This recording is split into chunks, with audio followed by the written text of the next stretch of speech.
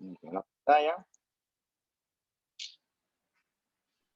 Voy a cerrar aquí. Ok, aquí. La histología de las glándulas endocrinas. A ver, cuando tú tienes que estudiar la parte de endocrino, ustedes verán eventualmente que existe algo que se llama los sistemas de retroalimentación. Eso te explica a ti por qué tú no puedes secretar glándulas de forma forever, ¿no? Tú tienes que tener algún tipo de sistema que retroalimente cuando la glándula debe secretar y cuando no. Eso se llaman los sistemas de retroalimentación. Más o menos como si fuera un semáforo. Semáforo cuando está en rojo, los carros se detienen y cuando el semáforo está en verde, los carros avanzan. Y los semáforos tienen que estar debidamente coordinados para que el flujo pueda ser lo más fluido, valga la redundancia, posible. De más está decirle que eso no ocurre y usted ve, por ejemplo, cuando un semáforo en la calle se apaga, se va la luz, lo que usted quiera, la cosa que no funciona, el flujo de carros se vuelve caótico, ¿ok? Entonces, en nuestro cuerpo ocurre algo similar. Cuando por X, Y o Z motivo que usted estudiará durante sus otros cursos, ahorita yo le mencioné algunas causas, pero hay muchas, cuando hay alguna alteración de estos ejes de retroalimentación, la secreción de hormonas se vuelve caótica. Entonces se dan estados hiperfuncionales, hiper, la hormona que más te guste, o se dan esos estados hipofuncionales. O sea que cuando se altera esto, el paciente o secreta mucha hormona, que es malo, o secreta poca hormona, que también es malo. Lo ideal es que todo siempre se dé en el debido equilibrio.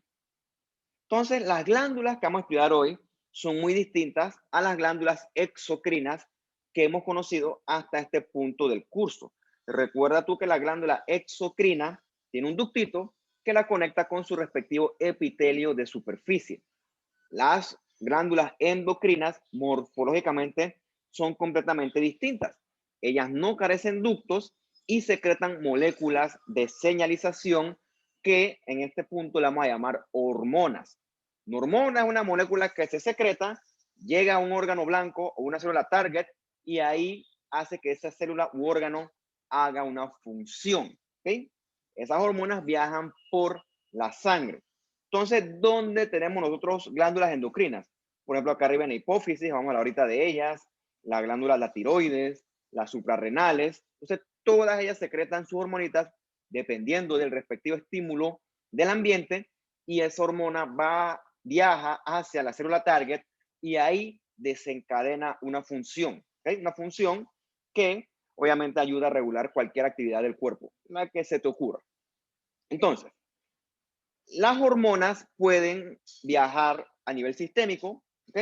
O también pueden tener una acción a nivel local. Por ejemplo, cuando tú comes, ¿ok? Cuando tú comes, el aumento del contenido del estómago hace que se active la gastrina. Entonces, esa gastrina es la que hace que la célula parietal, que ya conocimos bien, secrete el ácido. Entonces, ese ácido comienza entonces esta digestión de lo que sea que usted se comió. ¿Okay? Sin la gastrina, la célula parietal no sabría qué hacer porque ya no se manda sola y entonces tú no pudieras digerir la comida. Entonces, eso ocurre gracias a la gastrina, ¿ok? Ese es un ejemplo. La gastrina es una hormona que activa a que se comience esa función de la célula parietal. Para que un ejemplo, para que usted tenga, por ejemplo. Hay muchísimo más que hablar, por cierto. También son importantes, por ejemplo, para el desarrollo embrionario y también, por ejemplo, hay hormonas que actúan sobre la misma célula. Digo, ejemplos abundan. La verdad es que yo mencionaré algunos, no puedo mencionar todos porque diablo, el tiempo no me alcanza. Por ejemplo, ¿no? El eje de retroalimentación, perdón, de la tiroides, ¿ok? El asunto comienza acá en el hipotálamo, ¿ok? En el hipotálamo, en la hipófisis, que también le pueden decir la pituitaria. Hay mucha la hipófisis y pituitaria suena como me gusta. Y el órgano efector es la glándula tiroides como tal. Entonces, la TSH quiere decir hormona estimuladora de tiroides, ¿ok? Esa hormona estimuladora de tiroides la secreta la hipófisis para estimular que la tiroides produzca y secrete su T3 y su T4. ¿Okay? Cuando el cuerpo necesita T3 o T4, la hipófisis lo detecta, se activa y esa activación a su vez hace que la tiroides comience a secretar más hormona. Cuando la tiroides está secretando su hormona y ya tu cuerpo queda bien provisto, eso le manda una información hacia acá arriba, hacia el cerebro y dice que el cerebro ya deje de secretar. ¿Okay? Cuando ya estoy en balance, la presencia de T3 y T4 en sangre hace que mi hipotálamo y mi hipófisis se apaguen. ¿Ok? Porque entonces yo quería secretando exceso de tiroides. En este caso, exceso de glándula tiroides, perdón. ¿Okay? Entonces, este es el sistema de retroalimentación. Lo contrario también ocurre. Cuando tengo poca hormona tiroidea, mi hipotálamo y mi hipófisis se activan, ¿ok? Y se encienden. Y entonces eso favorece que mi tiroides secrete hormona. Cuando tengo mi hormona tiroidea en sangre, vuelve y ¡pum! La apagan acá arriba. Esos son los famosos ejes de retroalimentación. O sea, cuando esto falla, tú vas a quedar ya sea con exceso o con déficit de hormona. Eso es lo que estoy tratando de decir. Eso se llama sistemas de retroalimentación. Aprendan ese concepto. Sistemas de retroalimentación, también llaman en inglés feedback, que controlan los niveles de hormonas. ¿Ok? Hormonas, cuando usted estudia, hay muchas. Por lo general, las hormonas son de grasa. ¿Ok? Son hormonas de productos lipídicos. Y como son lipídicos, no son solubles en la sangre. Por lo tanto, las hormonas, por lo general, viajan con sus respectivos transportadores. Siendo el más común que se me ocurre ahorita, la albúmina. Es otro concepto importante.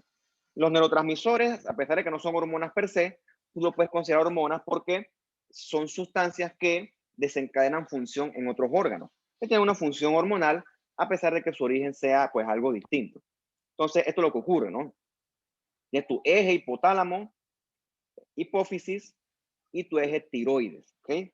Tu tiroides normalmente secreta hormonas tiroideas, T3 y T4.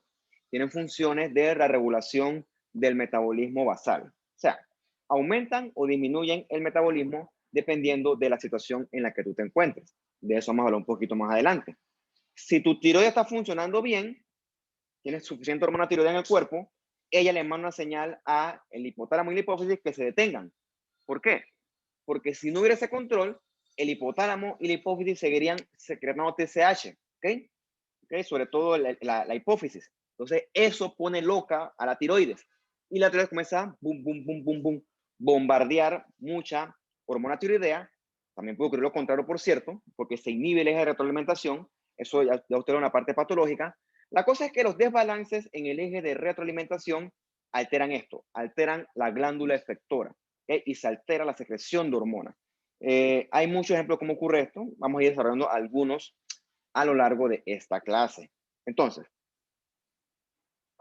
la primera glándula endocrina que nosotros estudiaremos el día de hoy va a ser la hipófisis. Bueno, también le llaman glándula pituitaria. Desde el punto de vista anatómico, ella se ubica debajo del cerebro en este espacio, este huesito que está aquí, el esfenoides, ¿ok? Esfenoides. Y este espacio que está aquí le llaman la silla turca. Silla turca porque supuestamente se parece a la silla de los caballos, ¿ok? Búsquenlo si tienen curiosidad, silla turca. Entonces, en esa silla turca del hueso esfenoides descansa esta glandulita que le llamamos la hipófisis. Es curiosa porque embriológicamente tiene dos orígenes. Tiene una parte que viene de la cavidad oral, es la adenohipófisis, y una parte que viene del cerebro, embriológicamente, que le vamos a llamar la neurohipófisis. Ok, eso lo vamos a ir desarrollando más adelante. Aquí tengo, ¿no? Anterior hipófisis, es la adenohipófisis, y acá la posterior pituitary, que es la neurohipófisis. Entonces, como tenemos dos orígenes embriológicos, podemos considerar que existen dos tipos de hipófisis con funciones distintas. ¿Ok? Como les dije, ¿no? La posterior, o la hipófisis posterior, es la neurohipófisis. Del punto de vista histológico, es muy parecida a la corteza cerebral, glía, igualita, ¿no? Entonces, en esa neurohipófisis encontramos esta pars nervosa, ¿ok? Se la traté de poner aquí en grisecito, ¿no? Para que fuera con ella, la pars nervosa, y también aquí está el tallito este que también le llaman el infundíbulo, por eso que se lo puse así en gris, infundibular stalk. Mientras que la hipófisis anterior le llamamos la adenohipófisis. Entonces encuentra aquí en granotote la par distalis, ¿ok? Encuentra acá arriba la par tuberalis, que como que rodea el infundíbulo, la neurohipófisis, y aquí en el medio, hábilmente, como está entre las dos, la pars intermedia, ¿ok? Esto la voy desarrollando paso a paso en las respectivas diapositivas. Bien. Del punto de vista histológico, esta es una hipófisis vista desde lejos, ¿okay? Desde mucho aumento, desde arriba. Ves que histológicamente tienes dos caracteres tintoriales. Uno que tiene rosadito, clarito, y otro que tiene más oscuro. Bien, este rosadito clarito que usted ve aquí, esa es la parte de la neurohipófisis. Histológicamente es muy parecida al cerebro que ya usted ha estudiado hasta este punto del curso, glía, etcétera.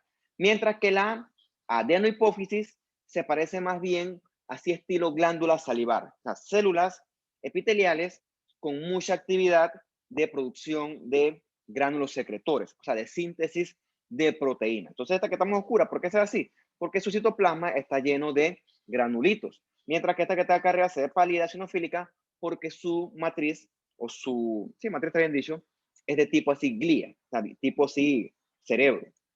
Bien, entonces, con más aumento, esta es la adenohipófisis. ¿Ves que desde el punto de vista morfológico se parece bastante o es algo similar a las glándulas salivares que estudiamos nosotros en su momento?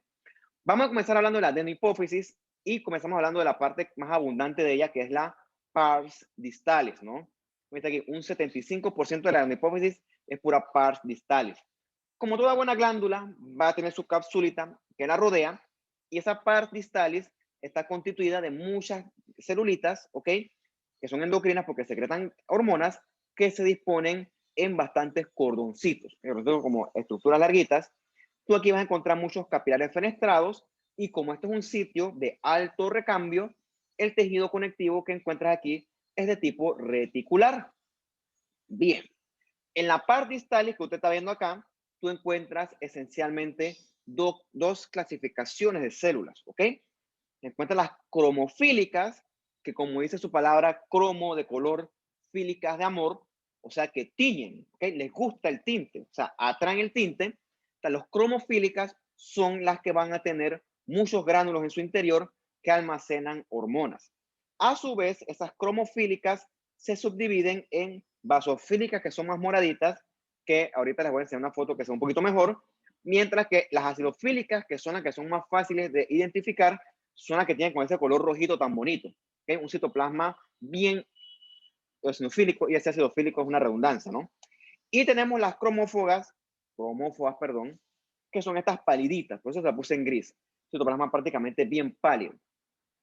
Repito, ¿no? Dependiendo de la calidad de la imagen, usted puede identificar o no estas células. Yo, como se me hace difícil reproducirlo, yo no se le voy a preguntar en un examen de que, hey, esta celulita que está aquí, ¿cuál es? Probablemente sea una acidofílica, pero yo no le voy a poner a hacer eso porque realmente la calidad es muy difícil de evaluar, ¿ok? Hay muchas células. Y la otra cosa que es cierta es que nosotros en la práctica hoy en día identificamos estas células con métodos de inmuno, ¿ok? Realmente no, HIS se queda cortito aquí porque las células son bastante similares unas entre sí, pero lo importante es que sí manejen la teoría, cuáles existen y qué hacen. Bien, vamos a comenzar hablando de las células cromofílicas, y la primera que estudiamos son las acidofílicas, o sea, estas rojitas que usted ve aquí tan bonitas. Ve lo que sucede cuando hablamos de acidofílicas, ves que dependiendo del carácter tintorial y de los protocolos que use cada respectivo laboratorio, unas son más acidofílicas, otras menos acidofílicas. O sea, los caracteres tintoriales varían. Por eso es que yo prefiero no presentárselo esto a forma de pregunta. Me parece que es poco poco docente, ¿no? Poco académico. Es muy tramposo eso. Lo importante es que aparte de que sepa que son acidofílicas, sepa que ellas secretan hormonas, ¿no? Las acidofílicas sobre todo secretan hormona del crecimiento y la prolactina. Entonces, otro nombre como el que la lactotropas o las lactotropinas, despútesele esto con calma en su casa. Y tenemos las basofílicas, ¿ok? Lo duro aquí es por cuál es cuál. Yo la verdad es que no me matriculo. Si yo tengo mucha duda, inmuno, papá. O sea, yo no me complico con eso. Las basofílicas secretan otras sustancias. Por ejemplo, la propia melanocortisona o las ACTH, que son las precursoras o las que estimulan la suprarrenal. También secretan las gonadotropinas. Asumo que esa palabra ya usted la habrá escuchado en otros cursos, sobre todo en embrio, ¿no? Las gonadotropinas, o sea, hormonas que estimulan la parte de las gónadas, ovarios y testículos. Te encuentras ahí la hormona folículo estimulante, que es la que estimula la maduración de los ovarios en las niñas, que ya son prepúberes, púberes. Y también tenemos la hormona luteinizante, que esa luteinizante es importante al momento de los ciclos ovulatorios ya de las mujeres adultas como tal. Gracias a esa hormona luteinizante es que se puede llevar el embarazo como tal. Y para eso lo vamos a discutir en su momento cuando hablemos en la clase de gineco, ¿no? De los órganos ginecológicos. Y también la luteinizante es importante en los hombres, porque en los hombres se estimula el desarrollo de la célula de Leydig, el profesor me decía Leydig, no sé cómo se dice, para que esta secrete testosterona. Y de las basofílicas también están las tirotropinas, o sea, las que estimulan la secreción de hormona tiroidea. Entonces, yo te digo a ti que, hey, bueno, ya dijimos cuáles son las basofílicas, ¿cuáles son las corticotropinas? Se queda como que bestia. Está como difícil eso. Y sí, eso está difícil. Entonces, realmente todas estas hormonas, todas tú teóricamente las puedes identificar por métodos de inmuno, que hoy en día se hace eso. Entonces, yo por eso es que sépanse la teoría, sepan cómo identificar la hipófisis, pero decirle celulita, exactamente, esta hace esto, las vainas como son, eso no se puede. Y tenemos las cromófobas, que según el libro dice que no secretan hormonas, pero ahí lo metí a buscar en internet y dice que secretan poquita o ninguna hormona. Hoy por hoy, la función de las cromófobas es una función, como por así decirlo, más conservadora. Mira, aquí se ve mejor. Esta imagen la conseguí cruzamente en Wikipedia. La acidofílica, citoplasma, bien, pues acidofílico, eosinofílico. La basofílica parece como una célula plasmática. El citoplasma es bien basofílico, valga la redundancia. Mientras que la cromofoba, pues citoplasma claro, casi que no tiñe, ¿no? Entonces la pongo en colorcito gris. Bien, eso con respecto a la pars distalis. El otro componente de la adenohipófisis es la pars tuberalis, ¿ok? La pars tuberalis rodea al infundíbulo, ¿ok? Y en la pars tuberalis se secretan sobre todo gonadotropinas. O sea que si nosotros bajáramos y viéramos la pars tuberalis, deberíamos encontrar esencialmente células basofílicas, porque las basofílicas son las gonadotropinas. Entonces, si quieres ver la anatomía acá, la histología, mejor dicho, pars distalis, que es el gran grueso de la adenohipófisis, y ves como la pars tuberalis acompaña al tallo de la neurohipófisis. Recuerda que ese tallo, como es neurohipófisis, esencialmente es muy parecido, por no decir igualito, a el tejido cerebral. ¿Okay? Y el otro componente de la adenohipófisis es la pars intermedia. Como dice el nombre, ¿no? Se encuentra entre la pars distalis y la pars nervosa de la de la neurohipófisis. Aquí están en el medio, ¿no?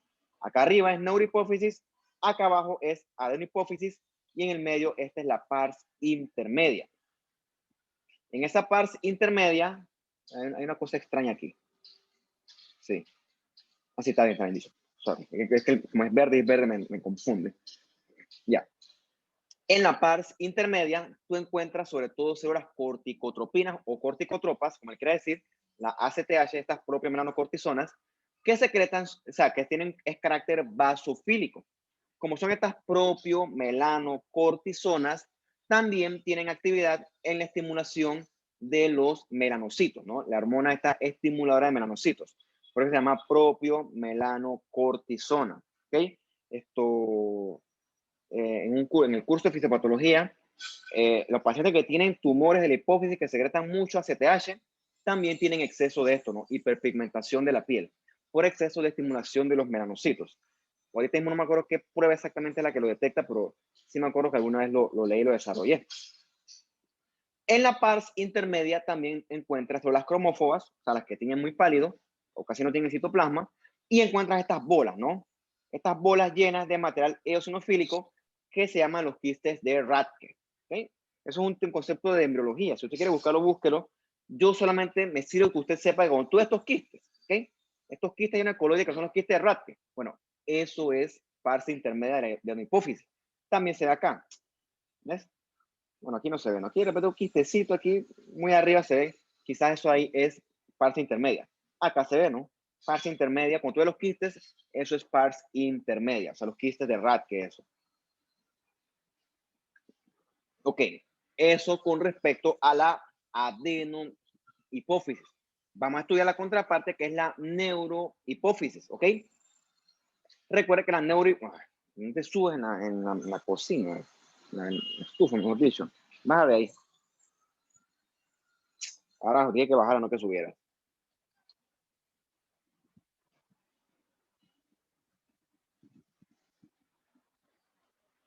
Entonces, en la neurohipófisis ya dijimos que tú encuentras la parte nervosa y el tallito o el stalk del infundíbulo.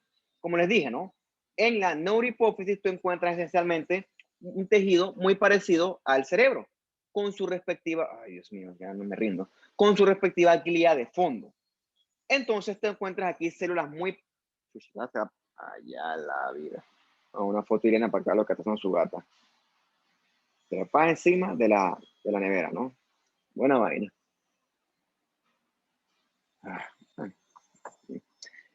Encuentra células que son muy parecidas a los astrocitos, que son los, se llaman pituicitos, ¿no? Pituicitos, como decir, pituitaria. Se lo ves, ¿no? Realmente es muy, muy, muy parecida la neurohipófisis a la glía con sus respectivos astrocitos que conocimos nosotros hace un momento. Solamente que aquí se llaman en vez de astrocitos, es pituicitos. Mira, ahí está la foto. Ahí se ve. Aquí arriba está. Te vas a quedar ahí, yo no te voy a bajar. Entonces, ves aquí nuevamente la adenohipófisis que tiñe más fuerte porque sus células son distintas, mientras que tienes la neurohipófisis que su tejido es pálido, ¿ok? Rosadito pálido. ¿Por qué? Porque se parece mucho a lo que usted estudió en su momento de el sistema nervioso central. Ves que son muy distintas, ¿ok? La adenohipófisis, desde el punto de vista histológico, morfológico, es muy distinta a la neurohipófisis. ¿En punto puedes bajar ahora? ¿Okay? Yo te voy a bajar ahorita más tarde. Bien, la neurohipófisis secreta hormonas muy importantes. Esta la hablamos un poquito ayer, que es la hormona antidiurética o la ADH. Chuleta. Como dice la palabra, ella inhibe la diuresis, ¿ok?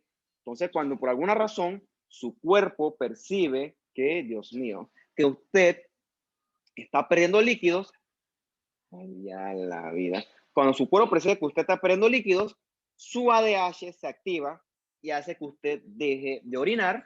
Y si usted no orina, usted no pierde líquidos y su cuerpo así mantiene su presión arterial. Y al mantener su presión arterial, se asegura que los órganos queden adecuadamente perfundidos. En su momento, tú te darás cuenta que tu cuerpo es muy sabio. Tu cuerpo se asegura que en situaciones de peligro, tus órganos más importantes son los que se perfundan. Por ejemplo, que se mantenga perfundido tu cerebro y tu corazón. Entonces, tu cuerpo deja por fuera los órganos del tracto gastrointestinal, tus extremidades quedan por fuera. De hecho, esa es una causa por cuando tú te pierdes sangre, te pones pálido, ¿ok? Te pones pálido porque la circulación a la piel, a los otros órganos no es importante, ¿ok? Toda esa circulación se desvía para que se siga irrigando el cerebro y el corazón. Esa es la explicación fisiopatológica de por qué el paciente que está sangrando está pálido, ¿ok? Porque tu cuerpo está desviando esa sangre a los órganos vitales. Repito, el cerebro y el corazón. Bien, entonces esa ADH lo que hace es frenar a nivel del riñón la secreción de agua. O sea, apaga la pluma y toda el agua, prácticamente toda, se comienza entonces a reabsorber y teóricamente se evita más pérdida de líquidos. Situaciones donde se altera la ADH. La clásica es después que te tomas una botella de seco, ¿no? O una caja de pintas. El alcohol inhibe la ADH. Entonces tú sin ADH, tú orina, orina, orina, orina, orina, ¿ok? Por eso cuando uno toma alcohol, licor, lo que más te guste, tú orinas por esto, porque hay una inhibición de la ADH. Por eso que amanece el día siguiente deshidratado, con la boca seca, quieres morirte, ¿no? O sea, una famosa goma. Por eso es que una recomendación hábil es que por cada bebida alcohólica que tú tomes un vaso de agua. Eso evita que tú te deshidrates.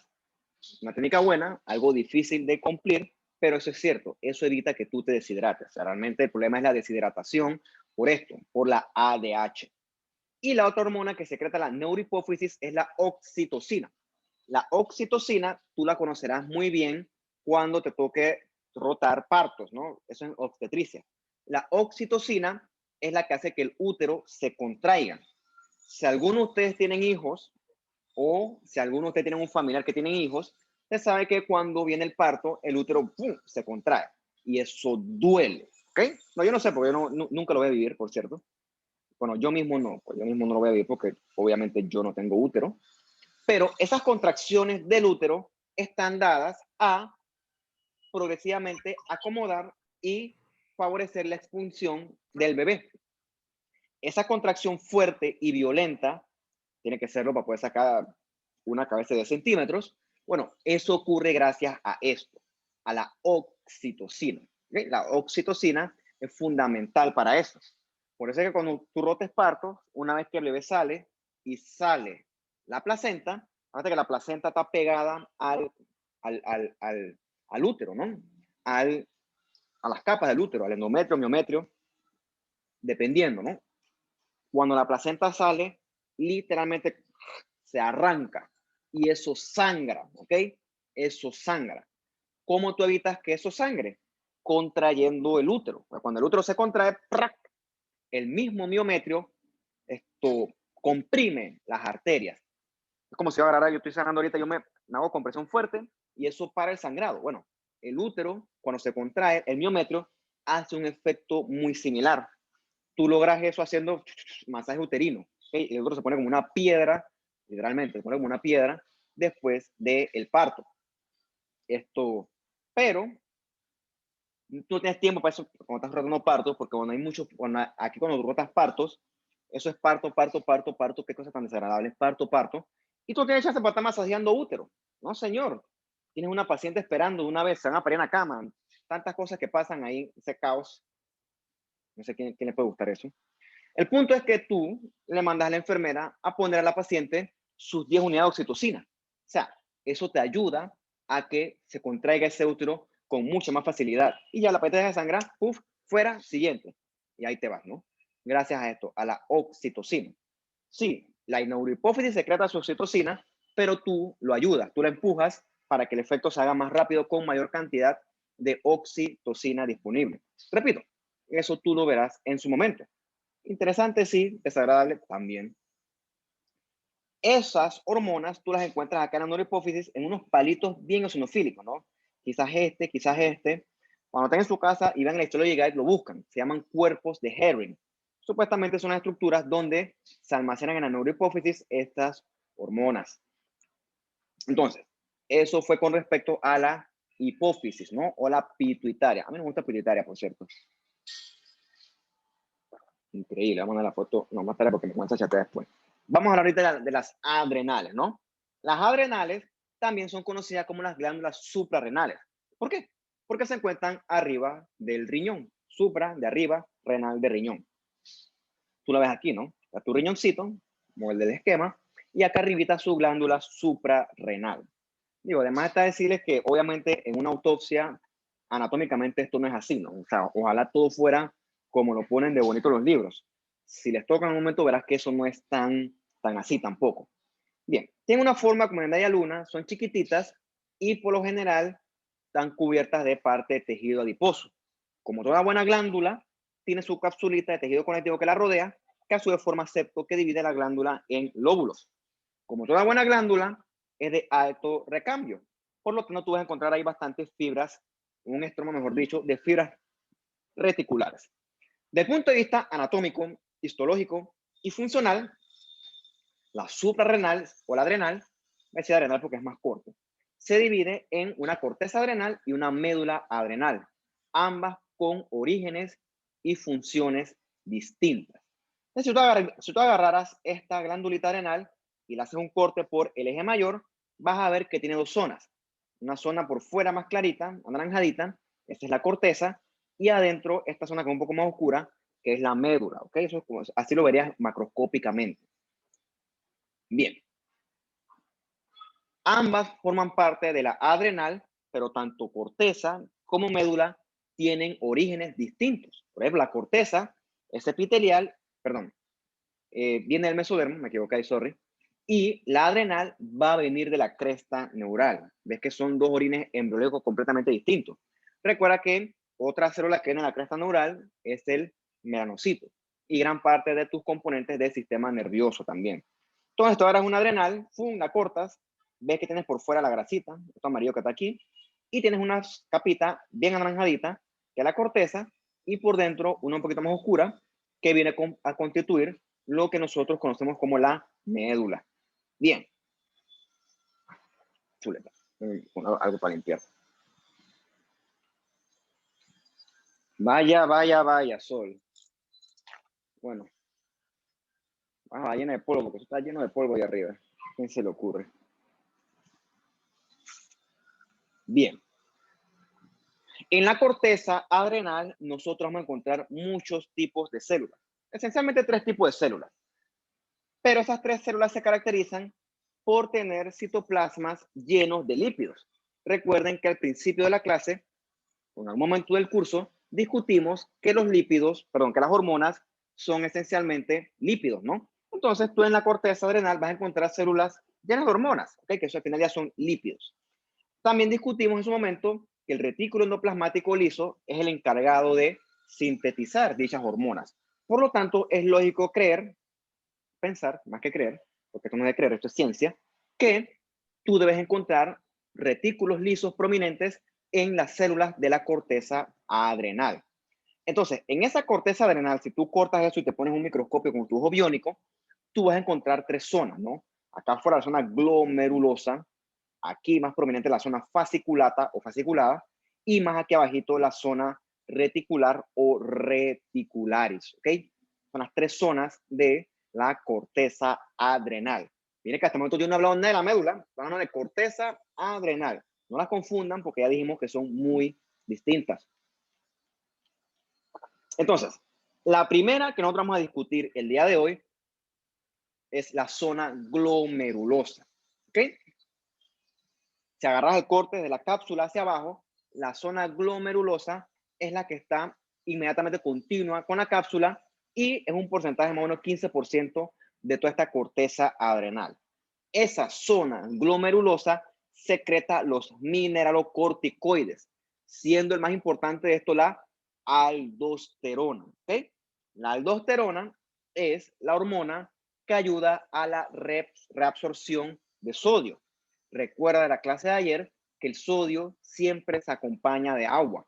Entonces, cuando tú estás deshidratado, cuando tú estás perdiendo sangre, cuando pierdes volumen, tu zona glomerulosa comienza a secretar aldosterona para que tu riñón comience entonces a reabsorber sodio y agua y de esta forma tú no pierdas líquido y puedas mantener tu presión arterial y así puedas mantener tus órganos vitales perfundidos. Pregunta interesante.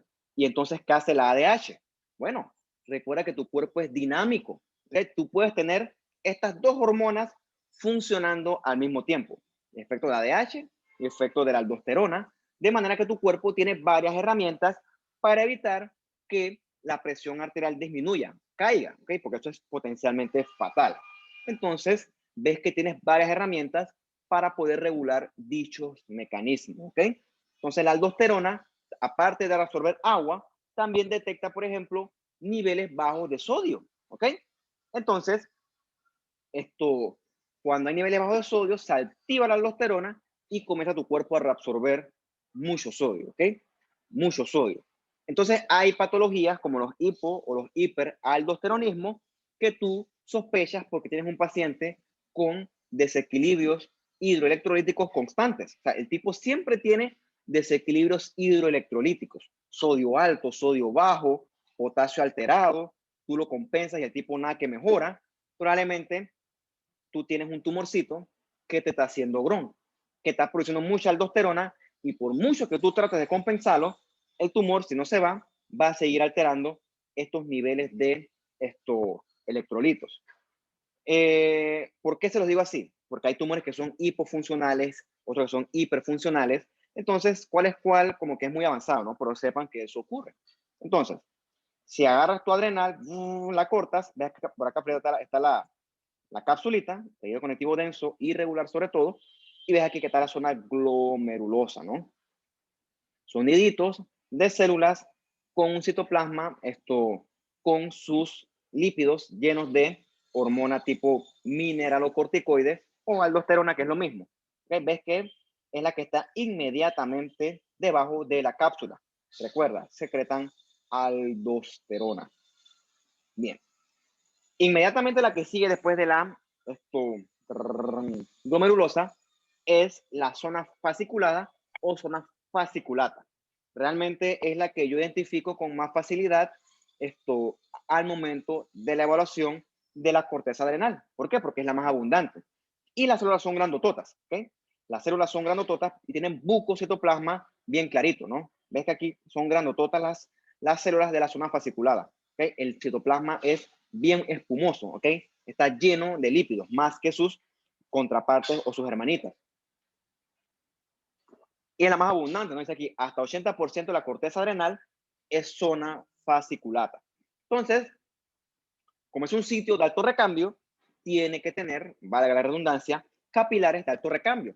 Entonces te encuentras aquí capilares sinusoides. Aquí me equivocan, aquí me quedó una mitad del cordón verde y la otra amarilla, ¿no? Era amarilla realmente.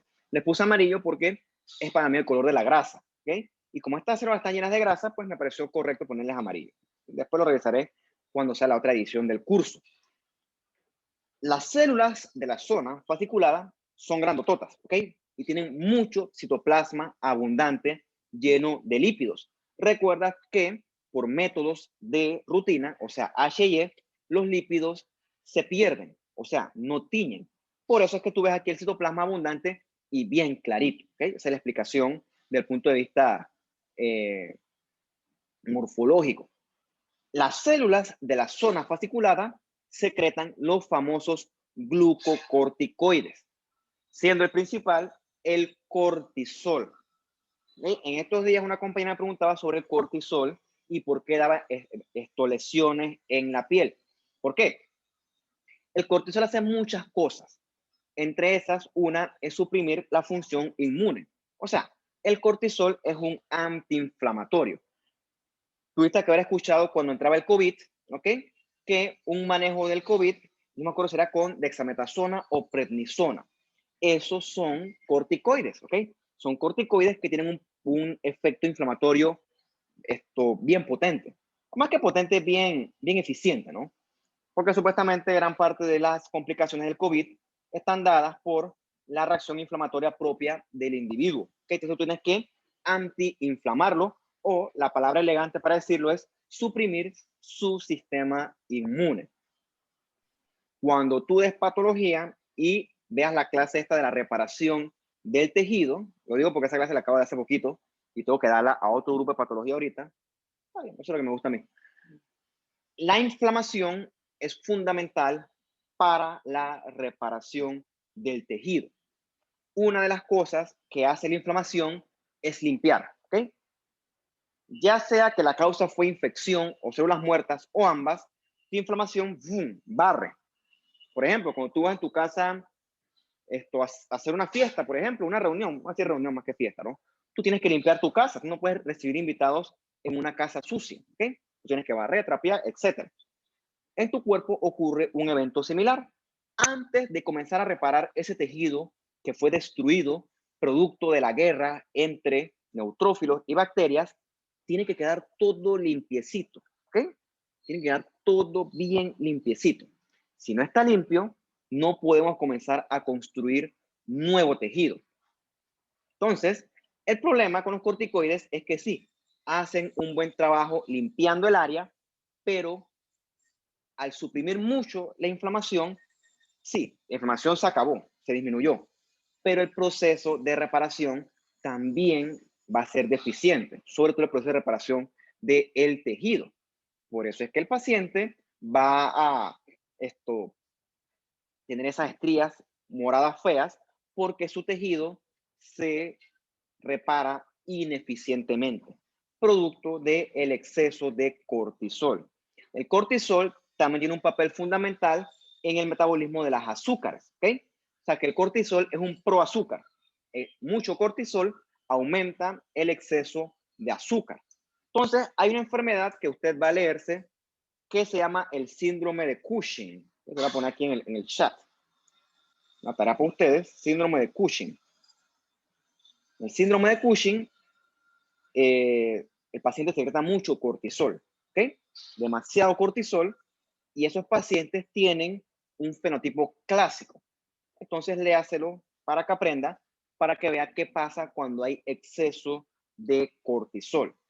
Entonces, hay dos causas, ¿no? El exceso de cortisol puede ser por varias causas.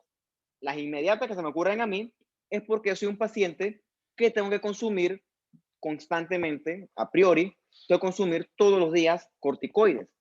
Por ejemplo, un paciente con una enfermedad autoinmune. ¿Okay? Si mis sistemas se pasan de la mano, yo voy a quedar con exceso de cortisol y puedo hacer un síndrome de Cushing secundario.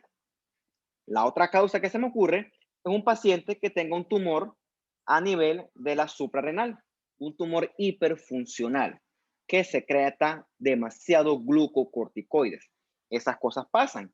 O puede que el paciente tenga un tumor acá arriba, en la hipófisis, un tumor productor de ACTH en exceso. ¿Okay?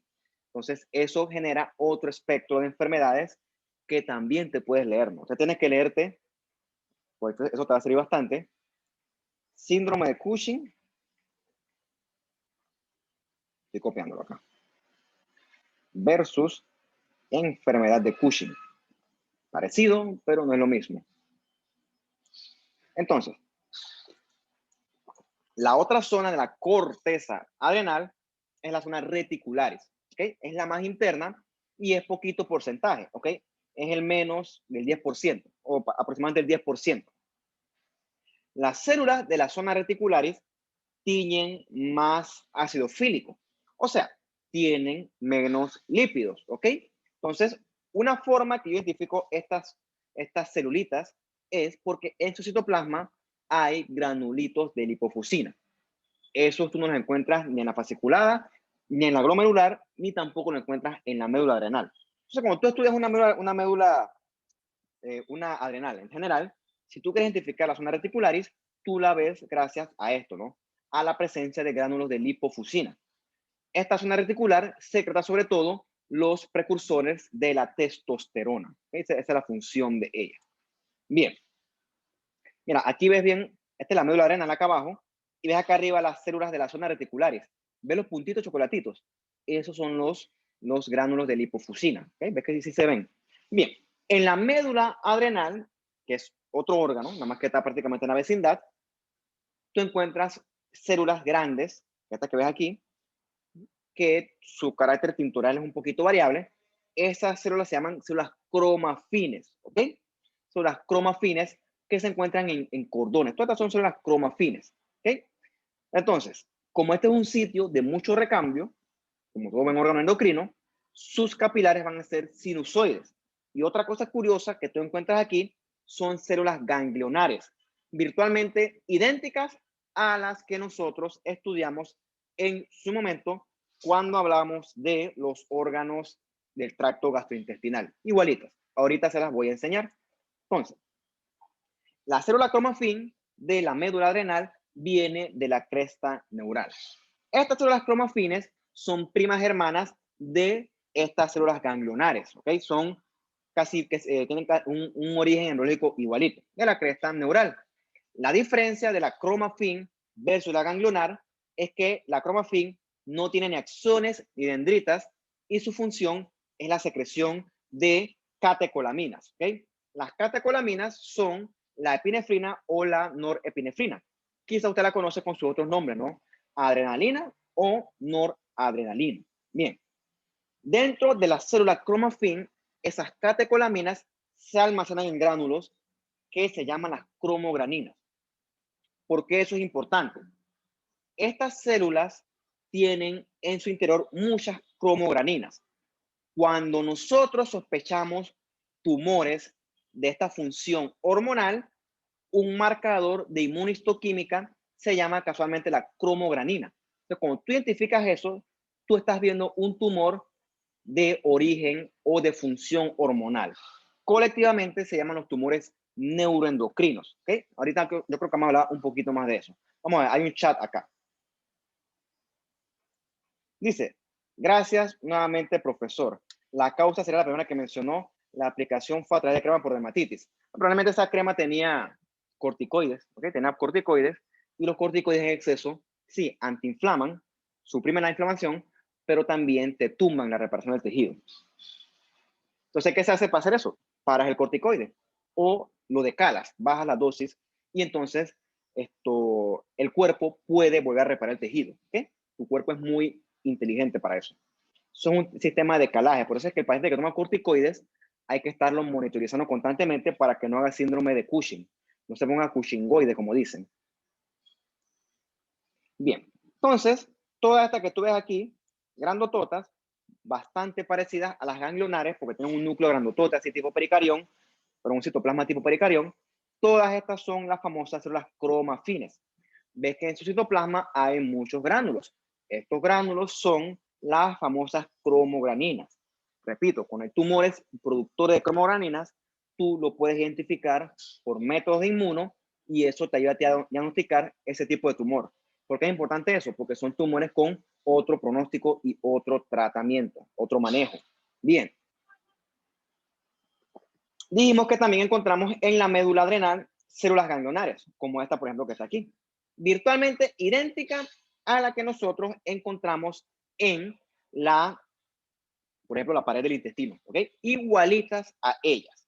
Una cosa importante es que la transformación esta de norepinefrina a adrenalina como tal solamente ocurre en la médula adrenal, ¿ok?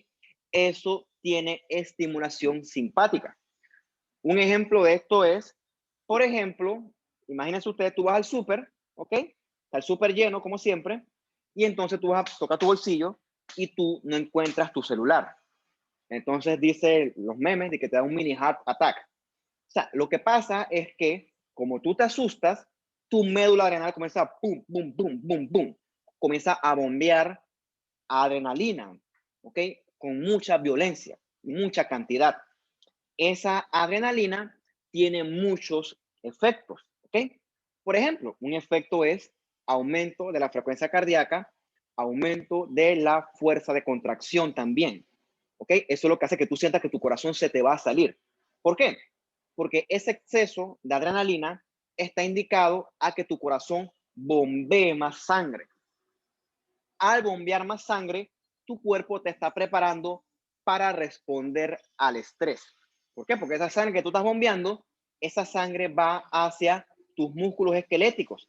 Entonces tus músculos esqueléticos se están preparando para defenderse de lo que sea que está ocurriendo. O sea, cuando tú te asustas y tú sabes que el corazón te va a salir, es porque tu glándula adrenal, sobre todo tu médula adrenal, está secretando adrenalina, ¿ok?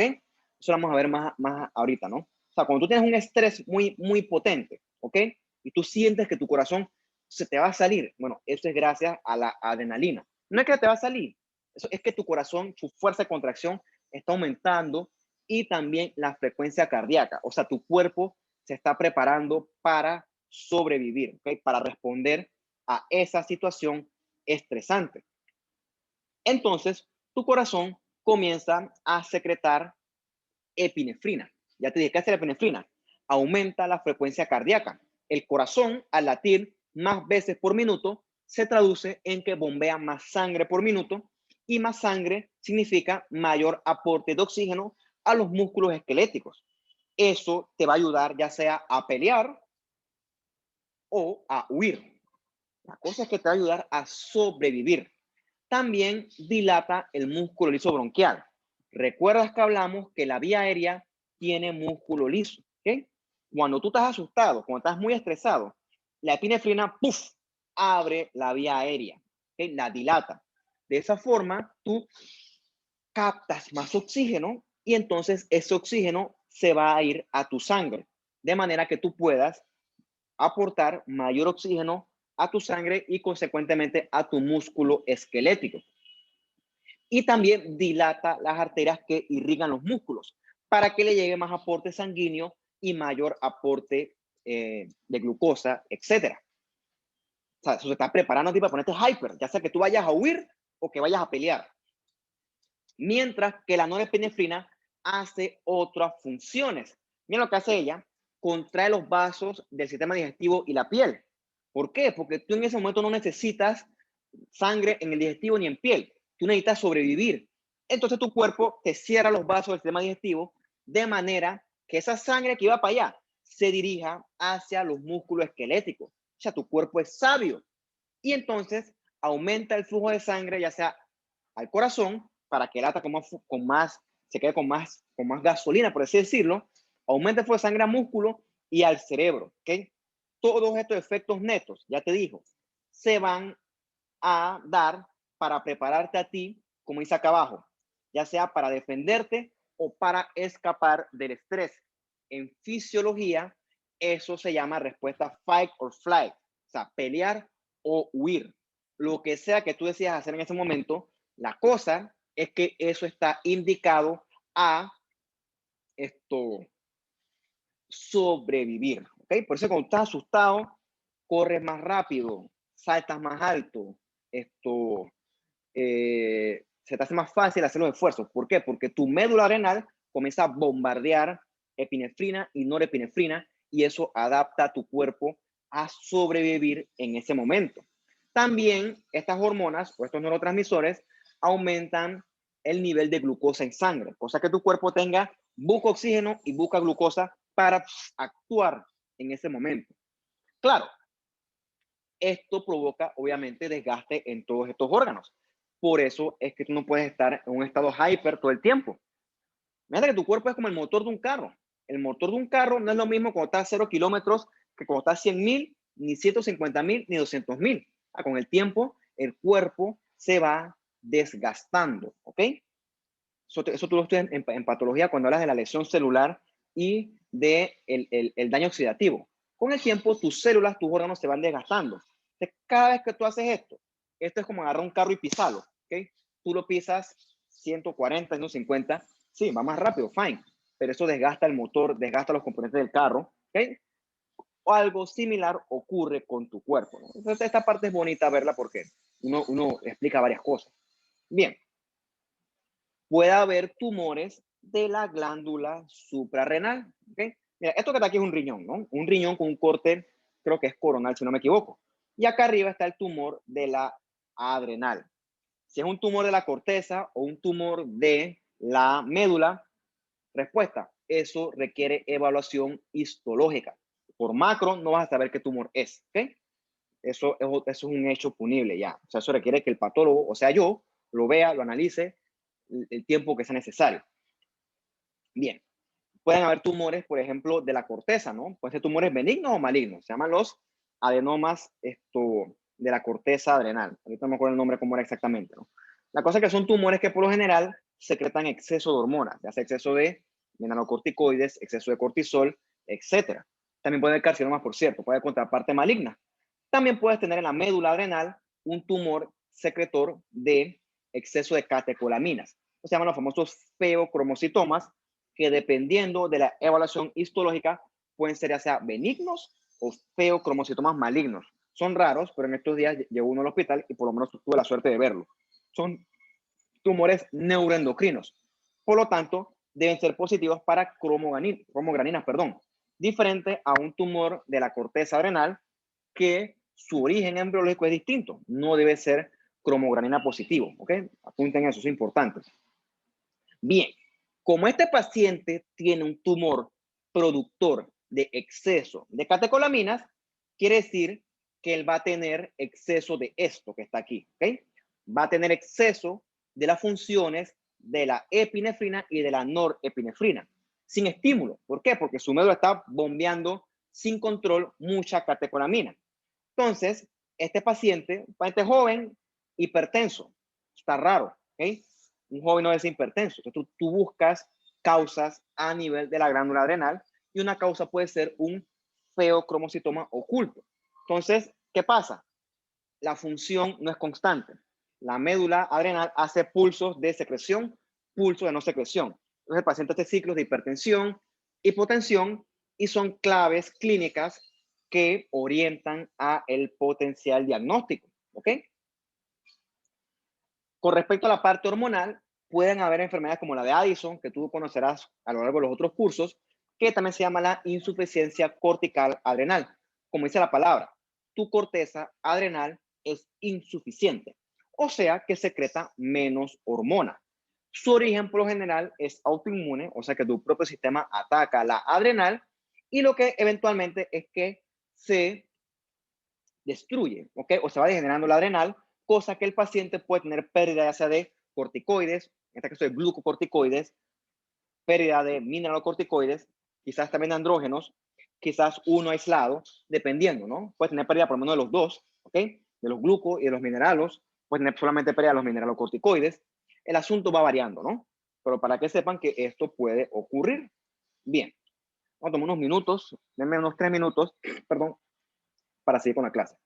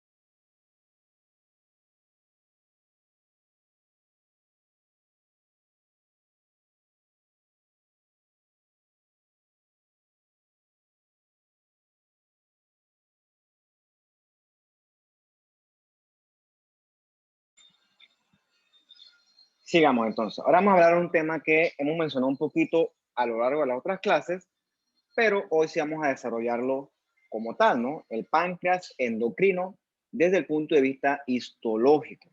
Ya usted conoce el páncreas exocrino, ya sabe qué hace, y como sabe qué hace, pues le recomiendo que vaya y lo repase. Hoy vamos a hablar del páncreas endocrino, que está esencialmente representado por esto que está acá, estas masas de células que forman grupitos bien delimitados, que son los famosos islotes de Langerhans, ¿no? Su otro nombre es islotes pancreáticos, pero a mí me gusta más llamarle islote de Langerhans, o sea, no hay equivocación con ese nombre. El islote de Langerhans se encuentra dentro o rodeado del tejido acinar del páncreas exocrino, que ya usted lo conoce muy bien. Los islotes son de tamaño variable, pueden ser chiquititos hasta muy grandes, o sea, no son estándares. Entonces, hay más islotes hacia la colita del páncreas y ves que constituyen poquito porcentaje del páncreas, 1 a 2%. El mayor porcentaje lo constituye el páncreas exocrino. Este islote que está aquí, obviamente no se va a ver, pero él tiene su capita de fibras reticulares, ¿no? Que lo rodean y lo mantienen bien separado del páncreas exocrino. O sea que eso está bien compartamentalizado. O sea que si usted quiere estudiar el tejido que soporta el islote de Langerhans, puede mandar una tinción de retículo. Entonces, ves que hay un islote chiquitito y este que es un poco más grande, ¿okay? Y no son necesariamente o perfectamente redonditos. La morfología, como está bien descrito, es un poco variable.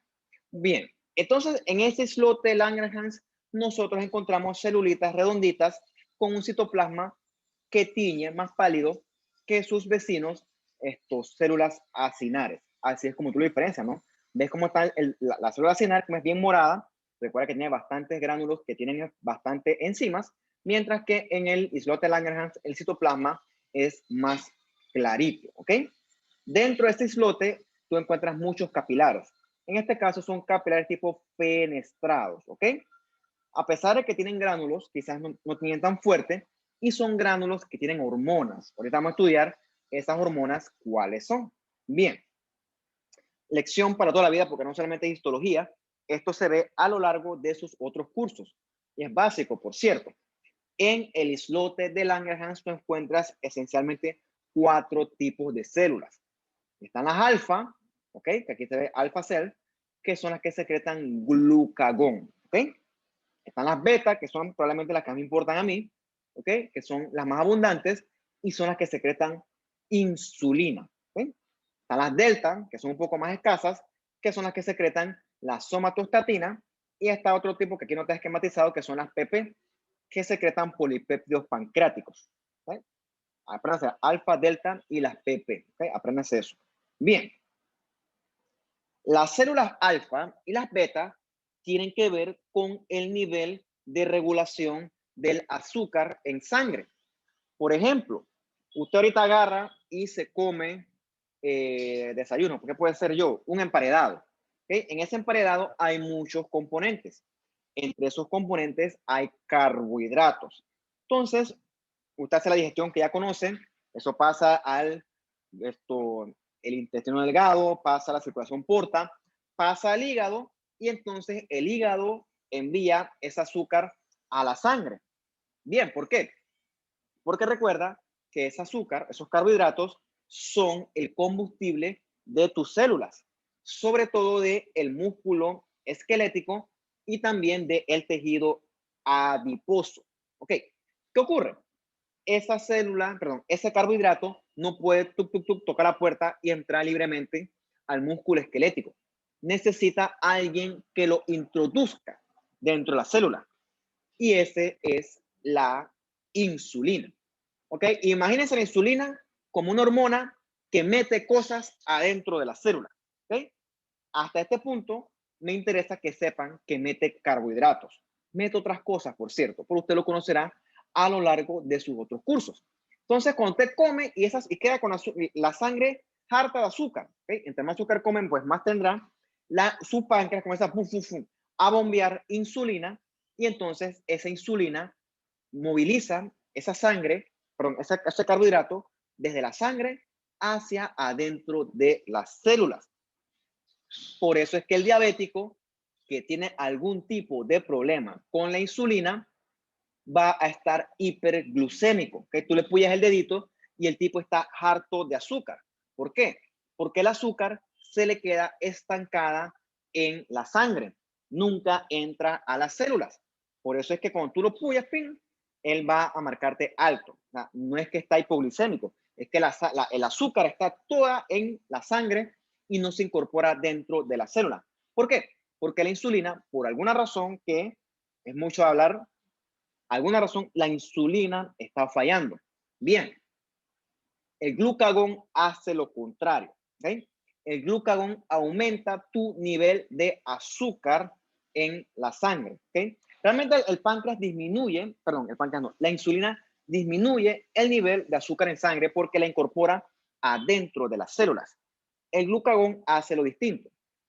Un ejemplo bien bonito de cómo funciona el glucagón, yo se los planteaba la otra clase, ¿por qué, por ejemplo, cuando tú duermes, vamos a decir que tú duermes 8 horas sin comer, ¿por qué tú no te levantas muerto así, sin nutrientes? ¿Ok?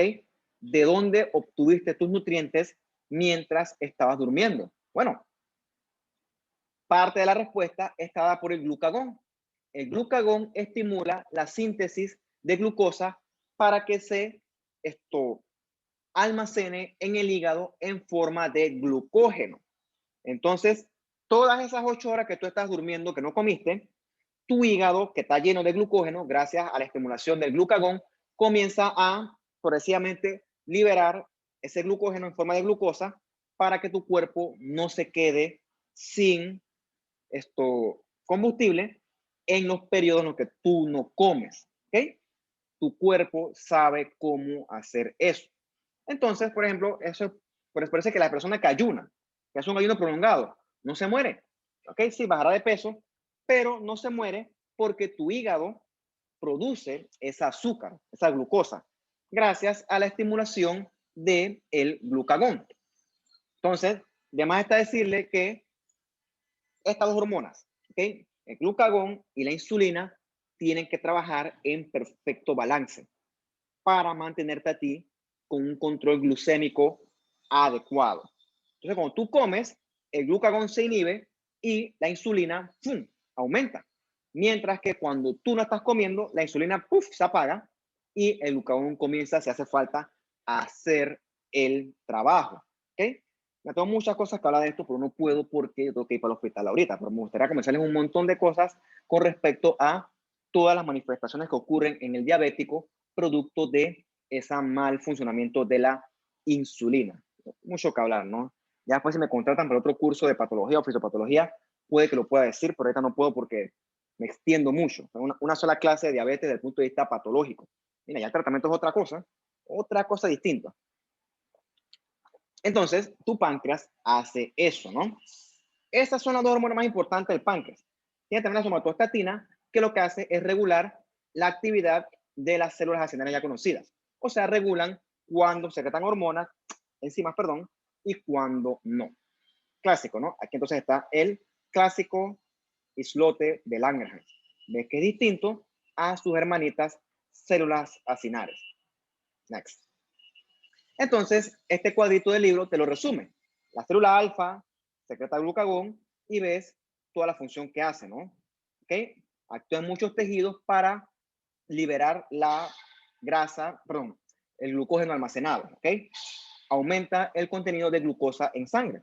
La beta secreta la insulina, que promueve la disminución de glucosa en sangre porque incorpora la glucosa hacia dentro de las células y por consiguiente hacia dentro de los tejidos. Eso es para mí importante lo que usted conozca hasta este punto del curso. Bien, está este otro que es el sistema neuroendocrino difuso, que está constituido, por ejemplo, por todas estas células enteroendocrinas que nosotros discutimos en su momento. Las células G, las células enteroendocrinas de todo el tracto gastrointestinal, que son celulitas que regulan, por ejemplo, el peristaltismo de tus órganos o tu tubo digestivo, ¿no? Tus órganos viscerales. Entonces, esas células enteroendocrinas, o en este caso, colectivamente se llaman neuroendocrinas, secretan, por ejemplo, serotonina, un neurotransmisor que regula ese peristaltismo. Esas células, se las pongo aquí, esta de ahorita la iba a eliminar, pero la dejé porque esas células pueden hacer tumores, ¿ok? Pueden hacer los famosos tumores neuroendocrinos, que una forma que tú los identificas es mandándole inmuno para la atención esta de cromogranina. Si es positivo, brother, eso es un tumor neuroendocrino, ¿ok? Entonces, como les dije, ¿no? Se llaman enterocromafines estas células porque tiñen con sales de cromo. Eso lo puse porque eso es historia de la histología. Esto ya no se usa, por cierto.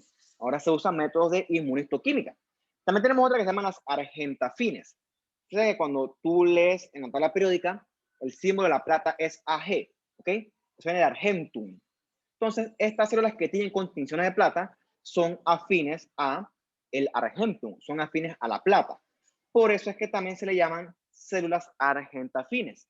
Lo cierto es que hoy en día esto ya no se usa, ¿ok? Hoy en día, gracias a la inmunohistoquímica, tú identificas todas estas células, con mucha facilidad, con mucho mejor contraste y con mucha más sensibilidad y especificidad. No es perfecto, pero es mucho más útil. O sea que todas estas distinciones de histoquímica han quedado ya como en el pasado. Bueno, por lo menos aquí en Panamá, para que sepan, en Panamá hay buco recursos. O sea, el que crea que Panamá está atrasado es porque no conoce su sistema de salud, ¿ok? La gente que dice que Panamá mínimo es el tercer mundo, que se quiere ir acá, tiene sus cosas de tercer mundo, pero en cuanto a salud, pues en Panamá hay vainas que en otros países de la región sueñan que existan, ¿ok? Hay inmuno, no en todas hay inmunistoquímica, para que sepan, esto es caro, requiere mucho equipo y requiere mucho entrenamiento. No crean que eso es básico. Otra cosa, esto es en el complejo hospitalario, en el Santo Tomás, la que hay es mucho más limitada. ¿Por qué? Porque el complejo tiene mucha más plata y mucho más recursos que el Santo Tomás. Eso lo sabe cualquiera. No sé si están ofendidos, yo no soy del complejo, ¿okay? Yo no soy de nada, yo soy de mí, ¿okay? Yo estudié en la Latina, o mejor dicho, yo no estudié en la Universidad Nacional. Todos los que no estudiamos en esa universidad aprendemos a tenerle cierto rencor, cierto odio, por ejemplo, a la institución de la Caja del Seguro Social. Y comenzamos a ver instituciones del MINSA o sea, Santo Tomás como lo mejor. Yo hice mi internado en el Santo Tomás, todas mis rotaciones prácticamente las hice en instituciones del Ministerio de Salud, o sea, del MINSA, y yo hice fue mi residencia en el complejo. Y, sorry, el complejo es mejor, ¿ya? El complejo en cuanto a equipo, etcétera, es mejor. El internado sí hágalo en el Santo Tomás porque en el complejo esa vaina es un pain, pero la residencia, ¿qué va? Claro, tienes áreas que son mejores en el MINSA, áreas que son mejores en el complejo. Si quieren también, eso lo podemos discutir en su momento. Pero para mí, que soy patólogo, déjame en mi complejo, ¿no? El que va mano con mano con nosotros es el oncológico, pero bueno, ya es otro tema porque el enfoque es otro, totalmente distinto. Pero lo que es volumen y tecnología, eso depende de plata.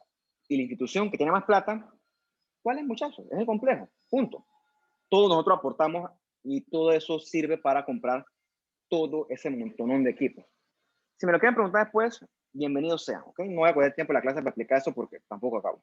Bien. La penúltima glándula endocrina que nosotros vamos a estudiar en esta clase es la tiroides, ¿ok? Famosa la tiroides. Desde el punto de vista anatómico, la tiroides se localiza anterior a la laringe, ¿no? Aquí ve la laringe, parte de la tráquea, y es que la tiroides está delante de ella, o sea, anterior. Tiene un lóbulo derecho, un lóbulo izquierdo, unidos por un istmo, ¿ok? Su origen es del endodermo, bastante cerquita de la lengua. De hecho, hay tiroides que llaman ectópicas. Un paciente que hace un tumor abajo de la lengua, y realmente no es un tumor, es tejido tiroideo que por tema de desarrollo embriológico no migró y se quedó acá arriba. O sea, se llama una tiroides embriológica. Ocurre porque la lengua y la tiroides comparten este origen embriológico común.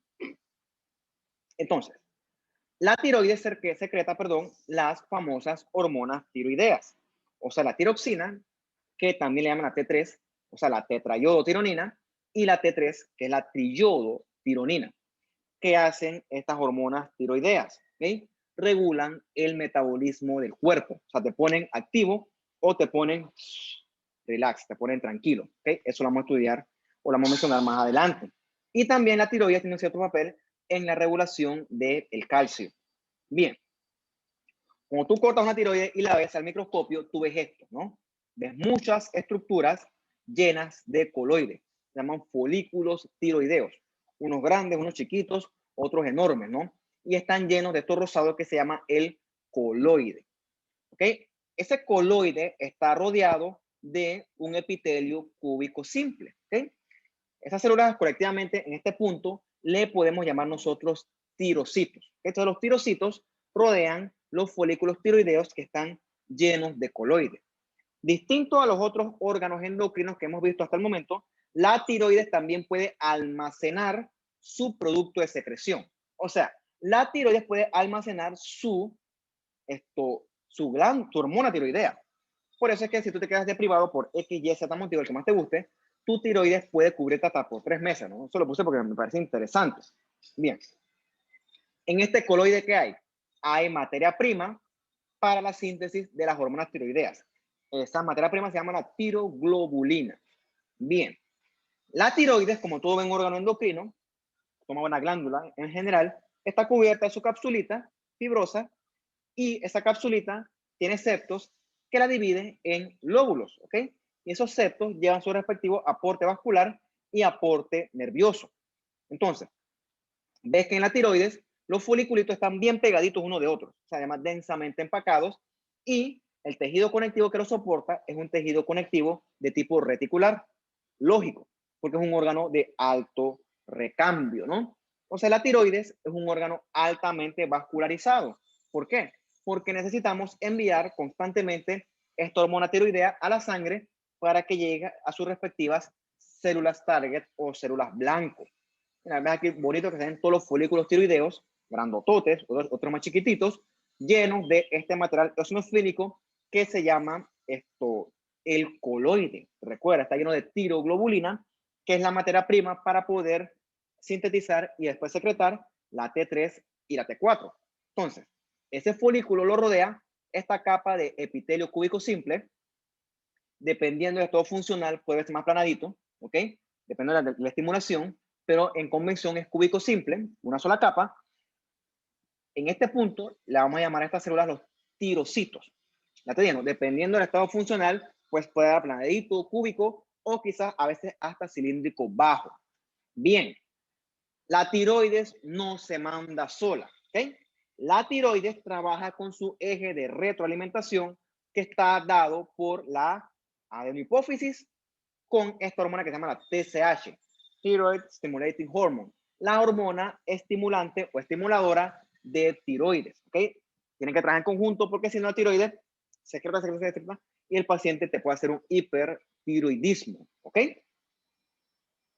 Entonces, encontramos otro tipo de célula en la tiroides fuera de los folículos tiroideos, que son estas que forman estos niditos aquí, que se llaman las células parafoliculares o también se le llama células C, ¿ok? Estas células C se encuentran, por así decirlo, en el intersticio entre los folículos tiroideos.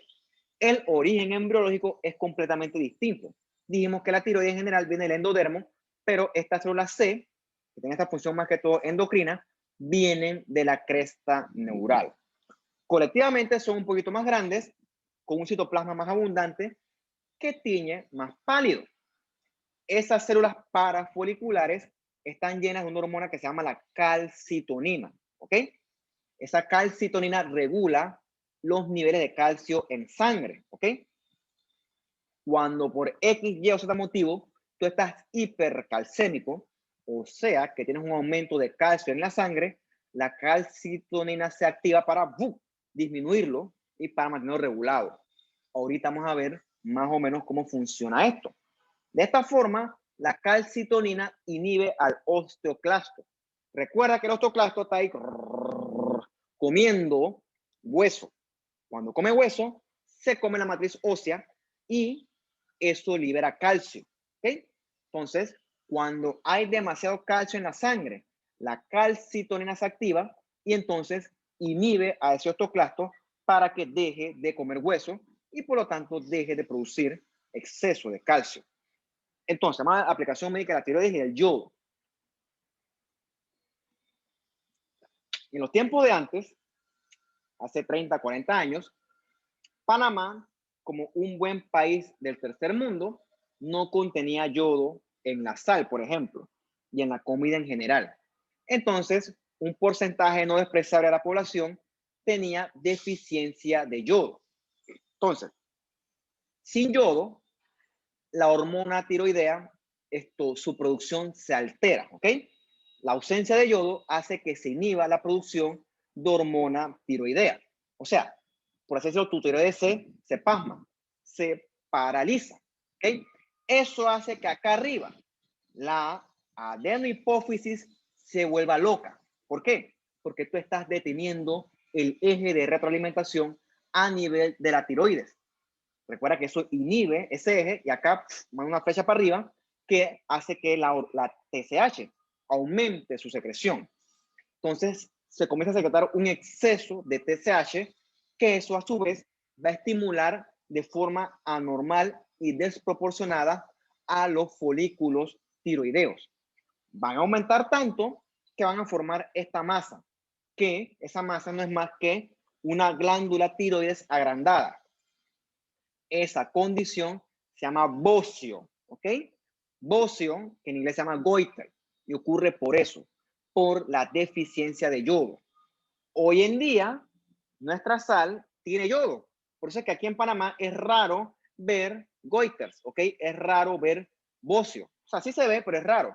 Por si te vas a un país de tercer mundo, tú verás que prácticamente dicen que hay un bocio que es endémico. O sea, y es por esto, por la deficiencia de yodo en la sal y en la dieta, ¿ok? Entonces ves cómo entonces esa deficiencia inhibe la tiroides y eso enloquece acá arriba a la TSH con la hipófisis y eso lo que hace es bombardear a la tiroides y ya ¡blup! Aumenta de tamaño. El problema con ese aumento de tamaño es que obstruye estructuras vecinas, la que está más cerca es la vía aérea, ¿ok? Va a tener dificultad para respirar y eso hay que operarlo, ¿ok? Una tiroidectomía, dependiendo de. Bien. Las hormonas tiroideas, como son lípidos, necesitan un vehículo para ir transportada en la sangre, que por lo general son proteínas, ¿no? Como esta albúmina. T4 es la hormona más abundante tiroidea, mientras que la T3 es un poquito pues, menos abundante, ¿no? Bien. ¿Qué hacen estas hormonas tiroideas en sangre? Hacen que se sinteticen más mitocondrias en tus células y eso aumenta el metabolismo de los tejidos. ¿Okay? Gracias a las hormonas tiroideas, todo el metabolismo se pone hyper, ¿ok? Como si tú tomas un Red Bull, se pone hyper. Lo mismo le hace la T3 y la T4 a tus células. ¿Cuál es el problema? Si ellas salen de control, el metabolismo basal aumenta mucho. Entonces, tienes que ponerle un freno. Cuando hay exceso de hormonas tiroideas, la TSH regula ese exceso y así se secreta lo adecuado, ¿ok? Lo adecuado. Lo mismo ocurre cuando se secretan hormonas tiroideas, que ya hay un exceso, entonces eso inhibe la TSH y de esta forma el eje se mantiene bien balanceado. Por ejemplo, cuando tú tienes frío, ¿ok? Tu TSH comienza a secretar para que eso estimule a tu tiroides para que comience a estimular a la secreción de hormonas tiroideas. De manera que tu metabolismo basal aumente y entonces tú puedes defenderte de ese frío. ¿Ok? Una vez que ya está regulado, entonces ya el eje se vuelve a estabilizar. Mientras que lo contrario, por ejemplo, ocurre con el calor o el estrés. Entonces, todo se va regulando dependiendo de el respectivo estímulo del ambiente. Bien. Esto es una enfermedad bien famosa que usted conocerá a lo largo de sus otros cursos. Se llama la enfermedad de Graves, una enfermedad de Graves-Basedow, ¿ok? Eso ocurre cuando hay exceso de hormona tiroidea. Es una enfermedad autoinmune que es sobre todo común en mujeres, ¿ok? De hecho, las enfermedades autoinmunes casi todas son en mujeres. ¿Qué hace la enfermedad de Graves? Se producen autoanticuerpos que atacan a la tiroides y, irónicamente, ese ataque lo que hace es que se estimulen mucho los tirocitos. ¿Okay? Entonces, esos tirocitos estimulan mucho la producción de hormona tiroidea. Entonces, ese paciente va a secretar mucha hormona tiroidea. O sea, va a quedar hipertiroideo. ¿Okay? O sea, que es un paciente con un estado basal de metabolismo ¡pum! Aumentado. O sea, un paciente hipermetabólico. Que es, por ejemplo, mujeres que tú ves que están por ahí hyper, que tienen así los ojos salidos. Eso es un signo que se llama proptosis o también llaman exoftalmos. Eso es característico en las mujeres con hipertiroidismo. Son pacientes también que son flaquitos, ¿ok? Flaquitos porque están en un estado hipermetabólico, ya si es que sudan mucho y no toleran el calor. Lo contrario ocurre en el paciente hipotiroideo, ¿ok? Es lo contrario de esto.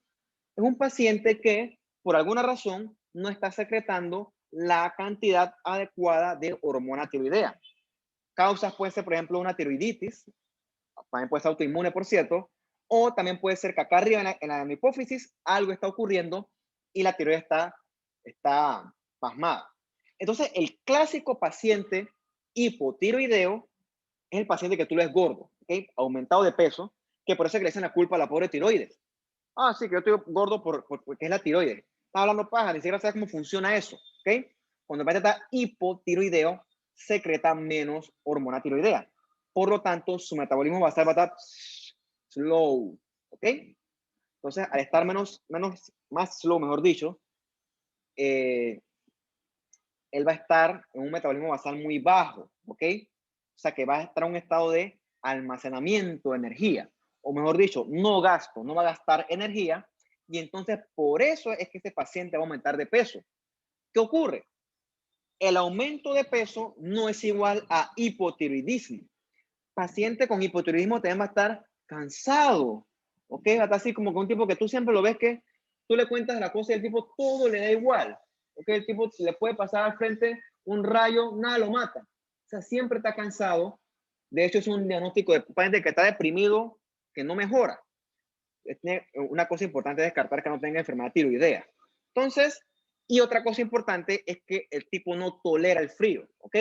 Tipo friolento siempre, ¿ok? A mí no me gusta el frío, eso no quiere decir que yo esté hipotiroideo. Entonces, eso es lo que pasa con la tiroides. La gente fresca y creen que saben de esto. No. O sea, pero ya ves que tiene su causa y su explicación. ¿Okay? Créeme que esto tú lo vas a ver mucho a lo largo de lo que te resta de tu curso. Bien. A la tiroides la acompaña la paratiroides. Son chiquititas. Son como unas lentejitas que se localizan detrás de la tiroides. Por lo general, cuando hacen las tiroidectomías, se va con sus paratiroides, ¿no? Entonces, las paratiroides se originan de los arcos faringios y algunos pacientes o individuos, es perfectamente normal, pueden tener las paratiroides esto adherir al timo. En el sentido porque son estructuras que son, pues, vecinas. ¿Okay? Entonces, cuando tú analizas desde el punto de vista histológico la paratiroides, tú vas a encontrar sobre todo unas células que se llaman las células principales, ¿no? Que son estas que están aquí, las Schiff. Células Schiff que tienen un núcleo redondito y que son más paliditas. Bien, estas células Schiff o células principales contienen hormona paratiroidea, ¿ok? O PTH. Esa hormona paratiroidea regula el nivel de calcio en sangre. Hace lo contrario a la calcitonina. También es normal, sobre todo con el envejecimiento, ver grasa dentro de la paratiroides. Vea que no, esta es una paratiroides y ves que tiene células oxifílicas que son más rosaditas.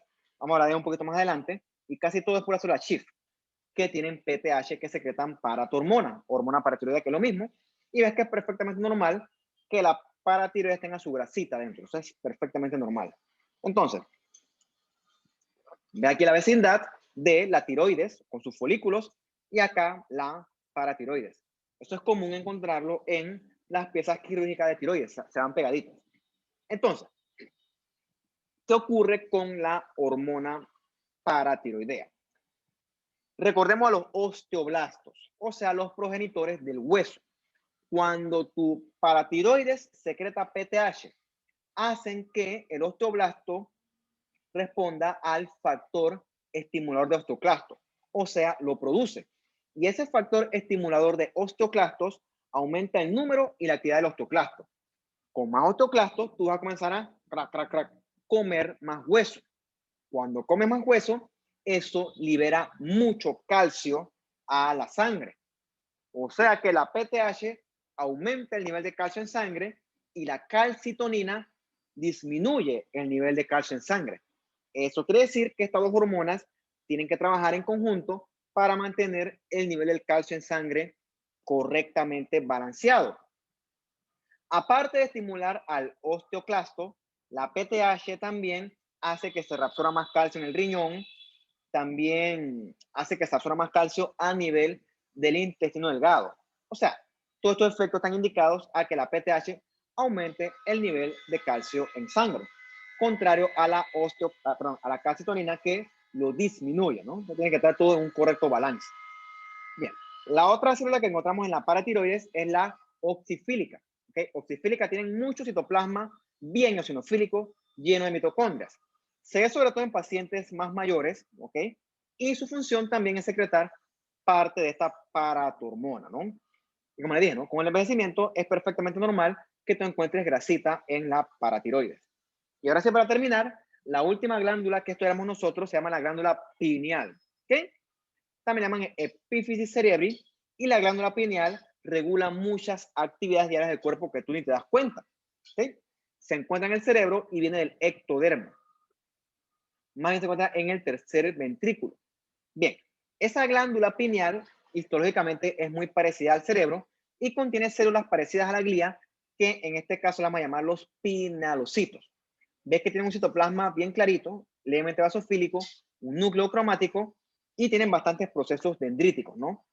Los pinealocitos secretan una hormona que se llama la melatonina. Probablemente usted la ha escuchado ya. Bien, esa melatonina es la que hace que a ti y a mí me dé sueño cuando es de noche, ¿ok? Y la que hace que se me quite el sueño cuando es de día, ¿ok?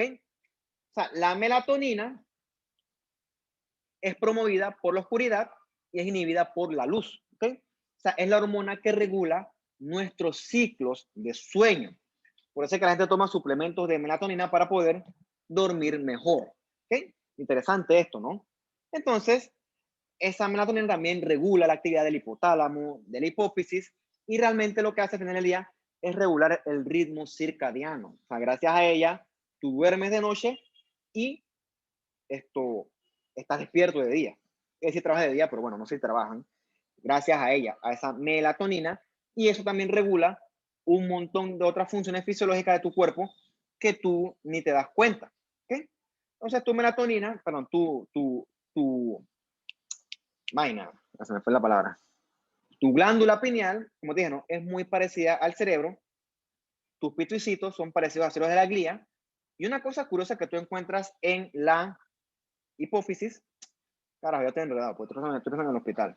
Una cosa que tú encuentras en la pineal son estas calcificaciones, ¿no? Se llaman corpus arenaceum o cuerpos arenáceos, ¿no? Cuerpos de arena.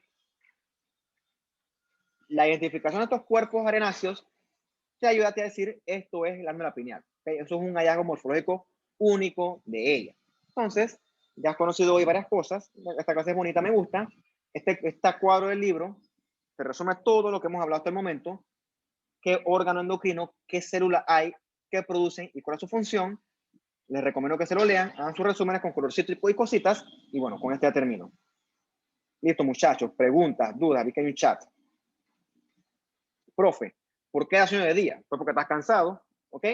Tú puedes dormir de día, pero eso es antinatural. O sea, tú puedes dormir de día, pero no vas a dormir de día a las 8 horas que duermes, por ejemplo, de noche. Tú puedes tomar siestas de día, ¿ok?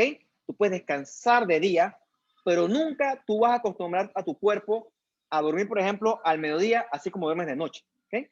Sí, tú puedes dormir, pero jamás vas a dormir con la naturalidad que duermes durante la noche.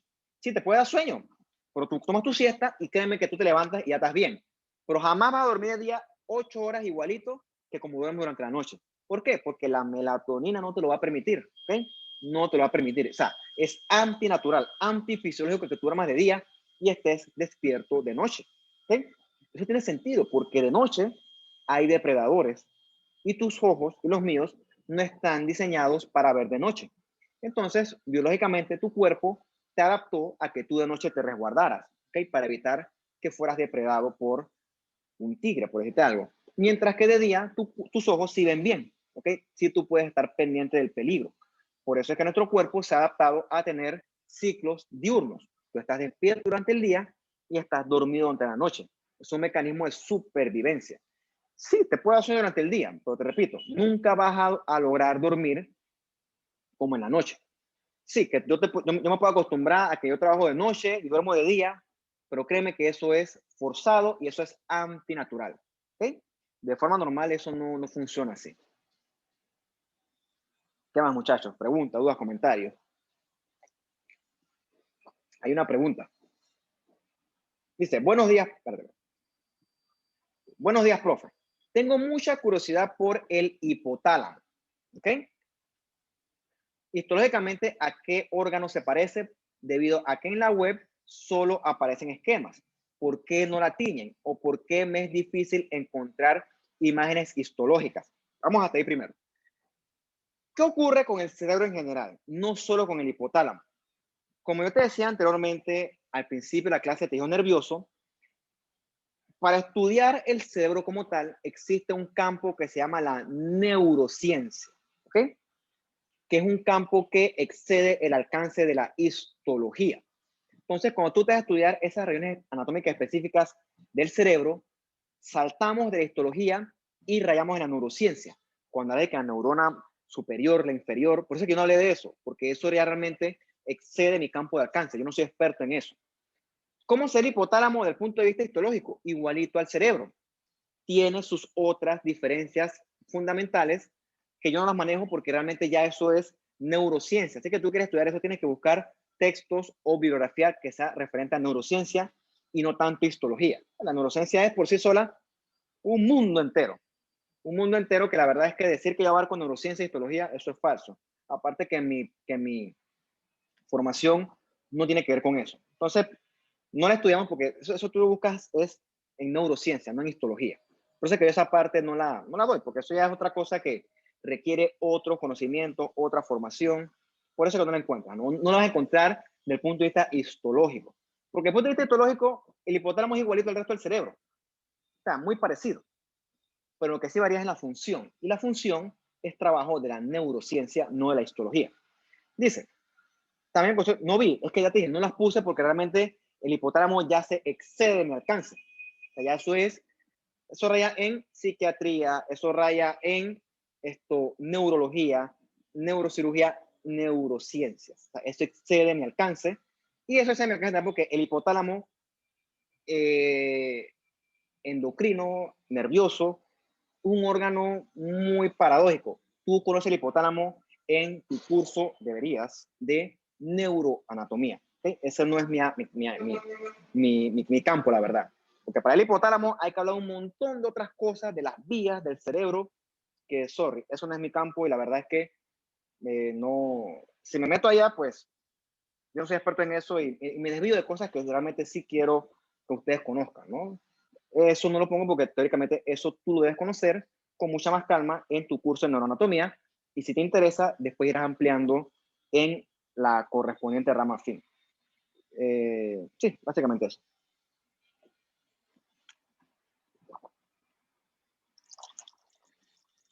¿Qué más, muchachos? Dudas, preguntas, comentarios. Curiosidades que también son válidas, por cierto.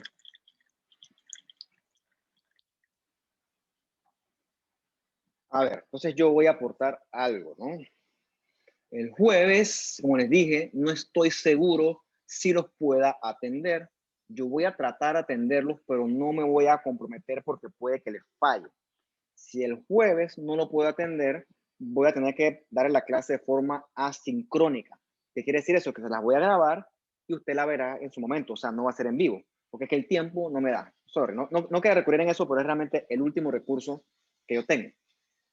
Eso yo lo decido el miércoles. Entonces, depende del miércoles, depende si yo voy a dar o no la clase. Hoy no, o todavía no sé. La semana estoy tan enredado que puede que pase algo hoy, puede que pase algo mañana. Así que no estoy seguro todavía. Yo les confirmo el miércoles y vemos.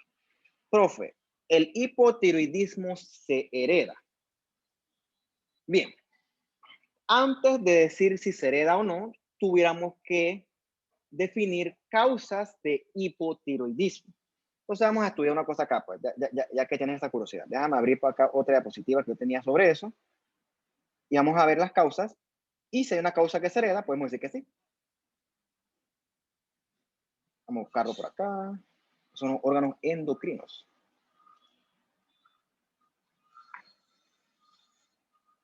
Vamos a ver por acá, vamos a transmitirle para que ustedes puedan ver.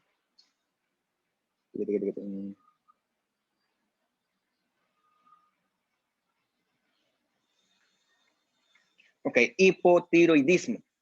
No, este es hiper, perdón.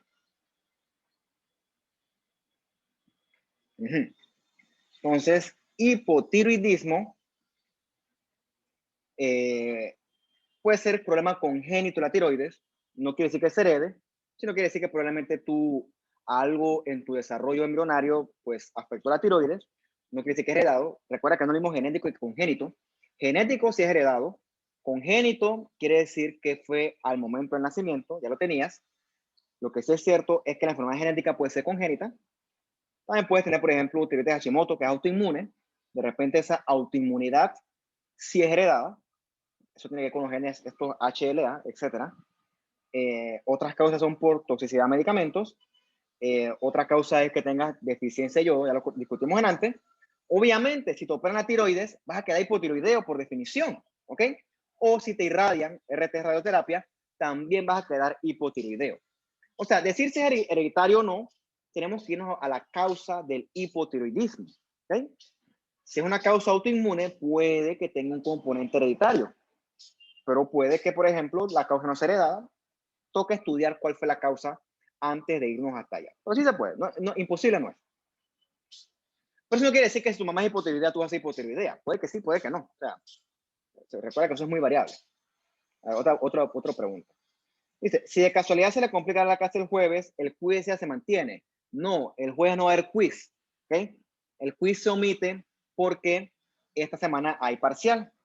¿Okay? Y yo necesito tiempo para hacer ese parcial. Ya lo comencé a hacer, pero eso demora, ¿no? Entonces, por eso no voy a hacer quiz esta semana. Entonces, hoy sí hay quiz, que es el atrasado, pero esta semana de estos temas no va a haber quiz todavía. Veamos a ver si lo probamos para otra semana, pero definitivamente esta semana no. Yo estoy muy... Deme chance, pero muchachos, yo también tengo... Deme chance. ¿Qué más, niños, queridos niños? ¿Qué más se les ocurre?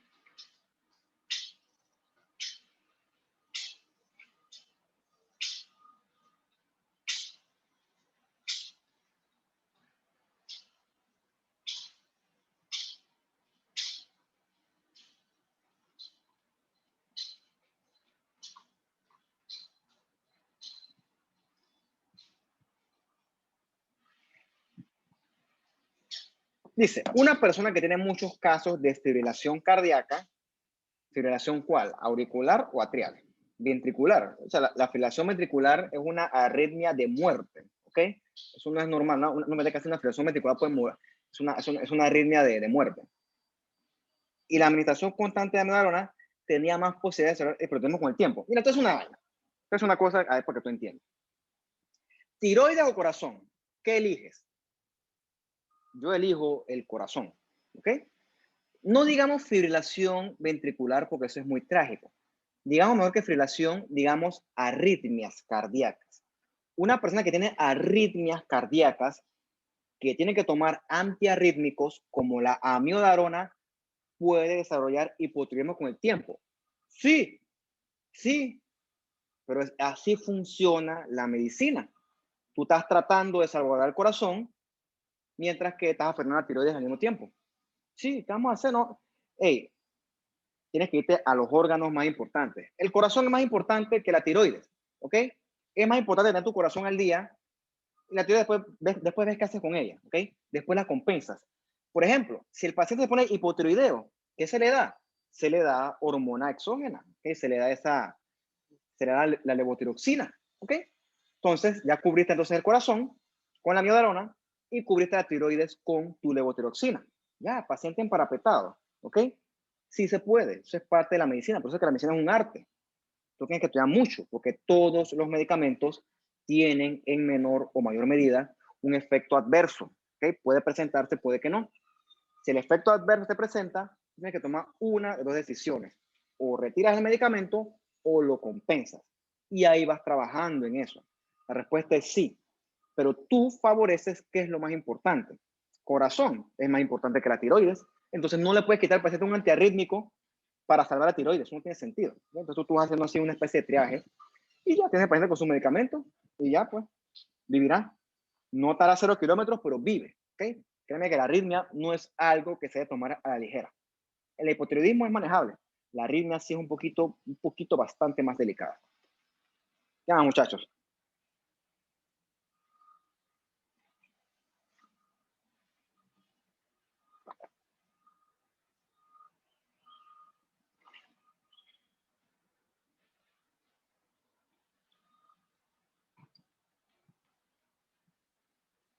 Listo, muchachos. Pues entonces nos veríamos entonces, si todo sale bien, el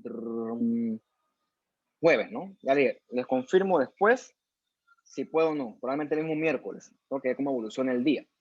Entonces, hoy hay quiz, atrasado la semana pasada, y el domingo su parcial. ¿Sí? Si tienen alguna cosa que decirme, siempre está disponible el chat, así que me comunican allá. Entonces los dejo para que hagan sus actividades y yo me voy a hacer las mías, estoy por el hospital. Así que chao, cuídense, que estén bien.